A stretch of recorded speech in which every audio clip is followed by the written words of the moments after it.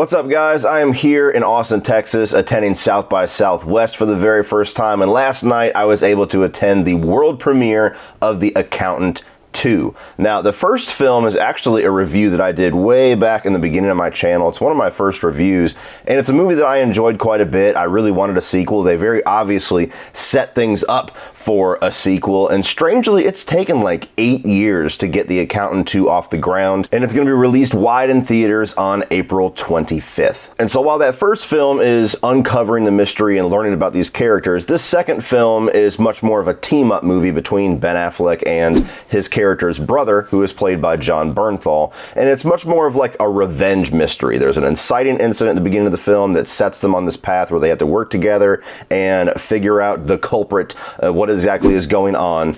And so it's one of those good old-fashioned mid-budget action thrillers where you just take two badasses, you give them something as a reason to go and kick the shit out of people, and you just sit back and enjoy watching them go and kick the shit out of people. And I was curious if that was going to work more for me. Honestly, the biggest shortcoming, in my opinion, of the first film was the mystery and a few too many twists. Not all of it came together, but I loved the characters, I liked the world, I liked all the things they were setting up, I thought the action was great.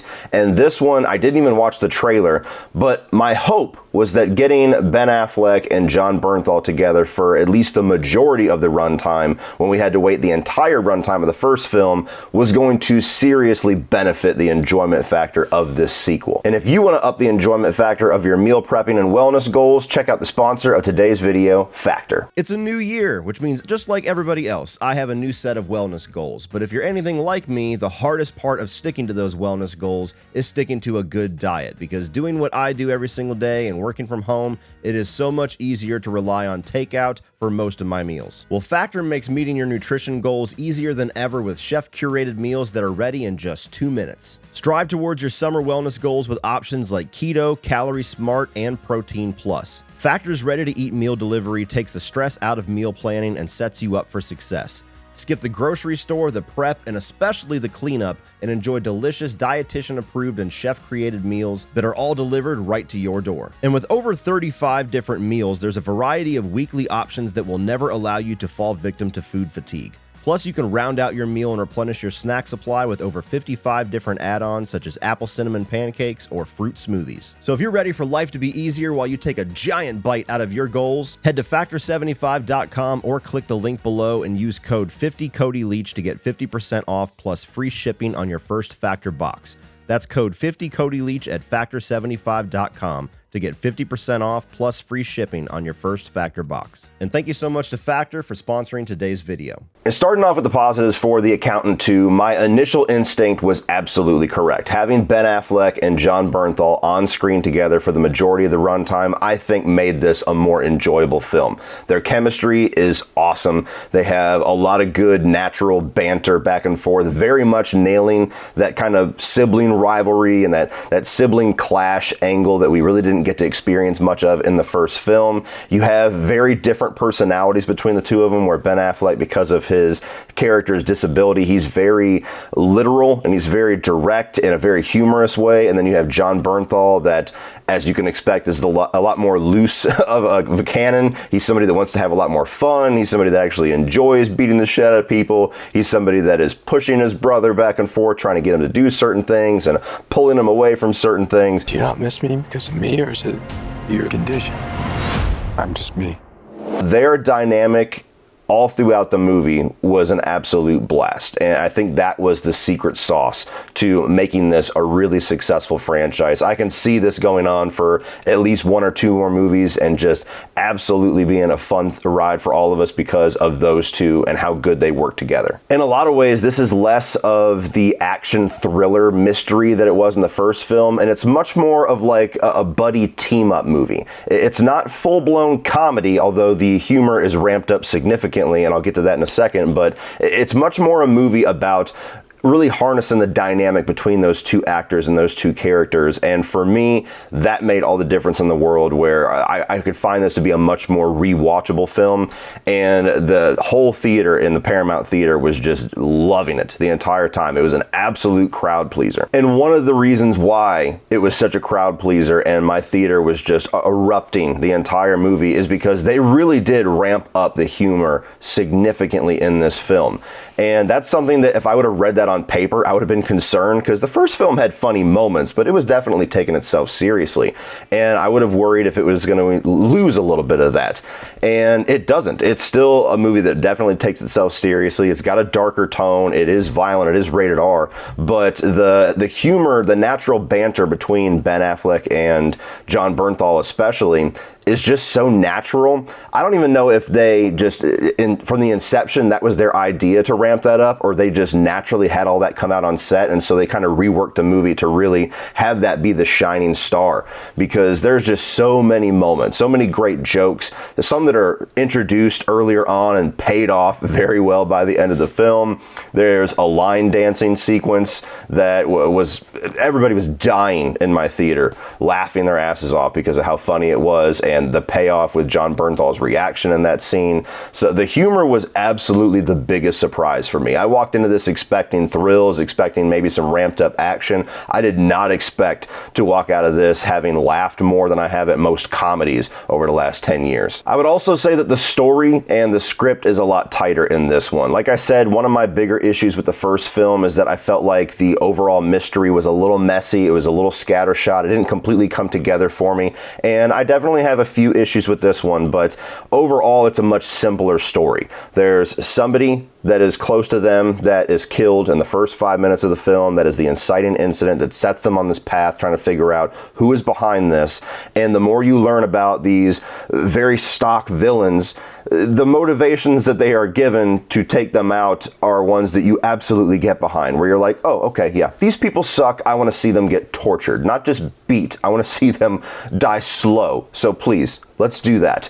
And that's always a good method. You know, it plays by those mid-budget action rules where you just get two badass dudes together. You give them a reason to have a warpath against these very bad people, and you just sit back and enjoy them go down that warpath. And so I think they did a really good job at making the story simpler to be able to let those other elements shine a lot more. And while some of it does come across a little over the top, I do like kind of the world we're building out here. Again, elements that were starting to be introduced by the third act of the first film regarding this handler that is always helping Ben Affleck, and the school of children that are very much like Ben Affleck, that are becoming almost like Xavier's children, almost like the X-Men of the accountant world in a weird way. That gets ramped up significantly in the background in this film too, and I just kind of like that dynamic. It was interesting, it was unique, and for as silly as it might seem if you just said the details out loud, in the execution of the movie,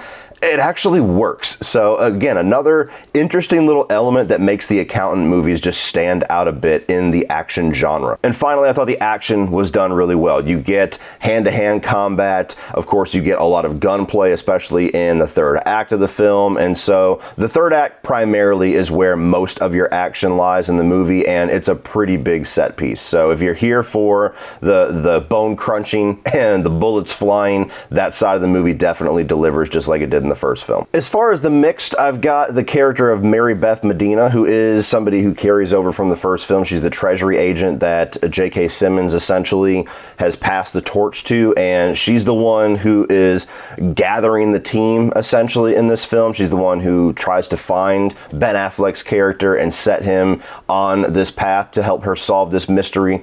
And I felt like there was too many points in the film where her character was like the moral compass to almost an annoying degree. Like, we know what Ben Affleck and Jon Bernthal are doing in this movie is obviously not exactly legal, but we're also in full support of what they're doing because we know why they're doing it. And she's always just that legal voice of reason. It's like, we can't do this. This is against the law. And one scene of that is fine because obviously a U.S. Treasury agent would say that. But if you're going to hang out with these guys, one of which is a bona fide assassin, you think you know what you're getting into. And so I just felt like there was a few too many scenes where she's working with these guys while at the same time not working with them at all. Like, there's some good jokes, there's some good payoff for that in certain moments for sure. I just didn't need quite as much of that as we got. I was hoping her character was gonna turn out to be rounded out a little bit differently than what they did here. Moving on to the negatives, this is something that is a smaller negative. It's not a huge hit on the movie. I actually debated on putting it in mix, but it is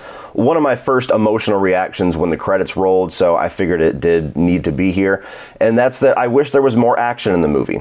Usually you expect a sequel to ramp up the action, and I don't feel like they did here. I think if anything else, it's about the same amount, if not maybe even just a little bit less, save for how much bigger the third act goes, in my opinion. But there's about an hour or so in the middle of this film where it feels like there's a pretty giant lull of action. So I think we needed at least one more fight sequence, and there's actually a point in the movie where there was a perfect place to put that in this bar scene with Ben Affleck and Jon Bernthal, but instead of showing us the action payoff for that scene, they cut away from it for a comedic gag.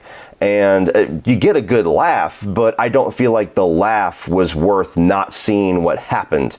And so even that might just be it. If they had just shown that one scene, maybe that would have been enough for me and this negative would have gone away completely. But I just wish there was a little bit more ass kickery in here. When you got both these guys together for the entire film, I expect to see both of them doing their thing a lot more than I did in the previous film. And the other negative is actually something that really carries over from the first Accountant, and that's me feeling like the overall mystery and some of the attempted plot reveals and twists in the film was the weakest part of what was going on. Now, luckily in this film, I do think that the action, the humor, the banter, the chemistry between the leads more than makes up for that. That's what you're here for, and they deliver that in spades. So it's much easier to forgive some of the plot not coming together in this one than it was for me to forgive it in the previous film. But it's still an issue. There's a central mystery going on that is tied in with the inciting incident that sets these two guys on this warpath. And some of the reveals just didn't quite work. They didn't quite come together. It was a little convoluted. I actually had to ask my buddy Sean on the way home out of the theater, what did you think about that? Because I'm missing some details, and we both kind of had to compare notes to put the pieces together, much like the Accountant would. So I just don't feel like 2 movies in now that they've done the best job at crafting their mysteries and paying them off. They tend to feel a little bit messy by the end. But overall, guys, if you like movies like this, if you like those mid-budget action films like The Equalizer, I think that this is turning out to be a really entertaining franchise. I did get a little bit more enjoyment out of this one than the first one. I could see a lot of people going the other way on that, but they're right there with each other as far as quality. So if you enjoyed the first Accountant, I guarantee you'll enjoy this one. I think Bernthal and Affleck are absolutely the secret sauce, and if we go forward, I can't wait to see what they do next with these characters. So overall, I had a really great time as a fan of the first film. Well, that's it for this one, guys. If you enjoyed that, please click over here for all of my 2025 new release reviews, and I'm actually going to link my original review, the old school video for the first Accountant for you to check out. Like, share, hit that subscribe button so you don't miss everything in the future, and as always, remember, opinions are like assholes, but that doesn't mean you have to be.